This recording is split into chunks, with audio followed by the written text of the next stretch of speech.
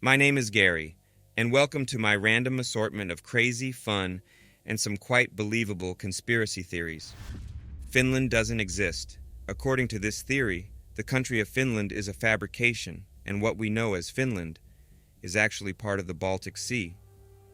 Proponents of the theory argue that the geography of Finland is suspicious, that its population numbers are fabricated, and that the creation of this so-called Finland allowed the Japanese to overfish the Baltic Sea without interference.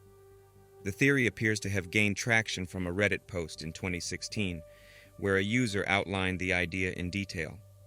The user claimed that Finland was a fictional creation devised during the Cold War by the Soviet Union and Japan. According to the theory, these two nations conspired to create the illusion of Finland to allow Japan unrestricted fishing rights in the Baltic Sea without international scrutiny. Despite its implausibility, the theory is often discussed in forums and social media as a satirical commentary on the nature of belief, truth, and the spread of information. The Moon is a Spacecraft.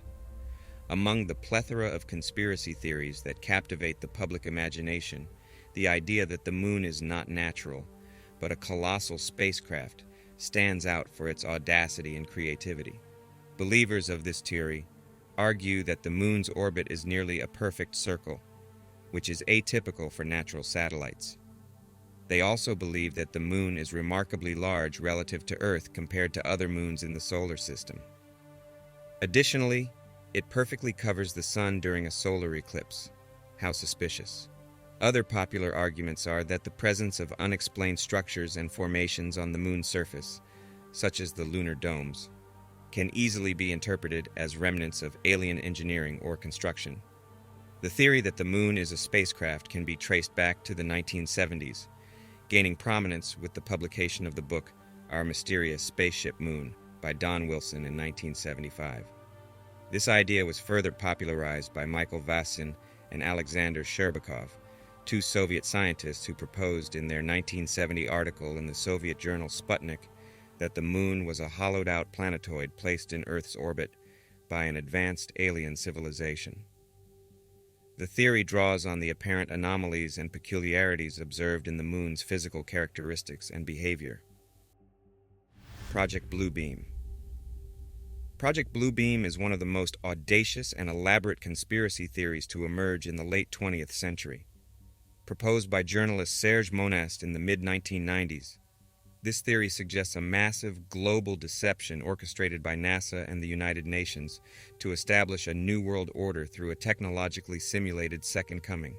Serge Monast, a Canadian journalist and conspiracy theorist, introduced the concept of Project Bluebeam in his 1994 book, Project Bluebeam, NASA. Monast claimed to have received information from insiders about a four-step plan to control the world by creating a new, syncretic religion and establishing a totalitarian government. His untimely death in 1996, attributed by conspiracy theorists to his revealing of Bluebeam, added to the mystique and fear surrounding the theory. According to Monast, Project Bluebeam consists of four main stages designed to dismantle current religious beliefs and pave the way for a new world order. 1. Creating artificially engineered earthquakes at strategic locations, which uncovers new discoveries that discredits existing religious doctrines. 2.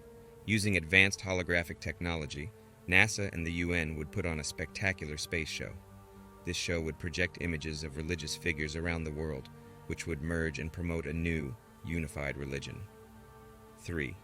ELF and VLF sound waves would be used to transmit thoughts into people's minds, making them believe they were hearing divine messages. 4.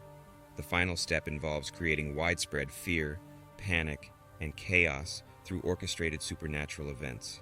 This will help establish the New World Order. The Phantom Time Hypothesis.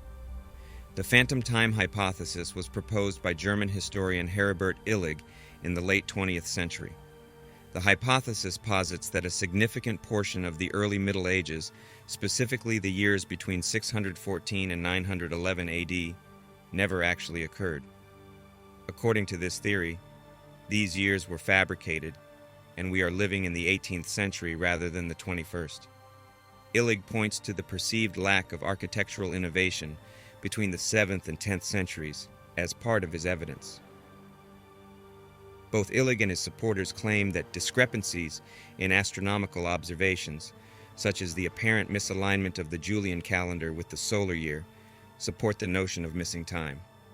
They argue that the Gregorian calendar reform of 1582, which adjusted the calendar by 10 days, should have corrected a more significant discrepancy if no phantom time existed. Another key argument is the purported lack of archaeological evidence for significant developments or constructions during the Phantom period. Illig suggests that the scarcity of artifacts from these centuries indicates that they never actually occurred. The hypothesis cites discrepancies in historical records, particularly the lack of reliable documentary evidence from the supposed Phantom period. Illig argues that many of the historical documents and artifacts from this era are either forgeries or have been misdated. The Beatles never existed. The Beatles, one of the most iconic and influential bands in the history of music, have left an indelible mark on popular culture.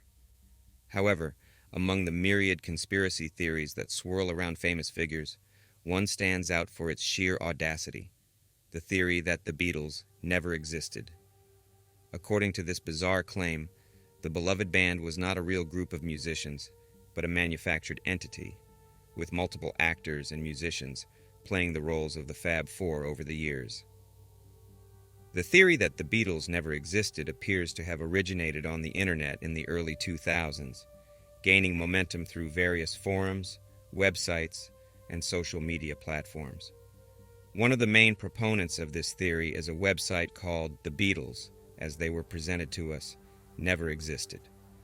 This site and others like it compile a wide range of evidence to support the notion that the Beatles were not a consistent group of individuals, but rather a rotating cast of actors and lookalikes.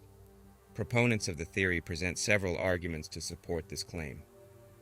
Like physical inconsistencies in the appearance of John Lennon, Paul McCartney, George Harrison, and Ringo Starr, photographic and video evidence that claims to confirm that members have changed.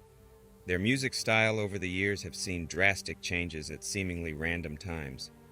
The backers of this theory claim that the changes are too significant to be the work of the same four individuals.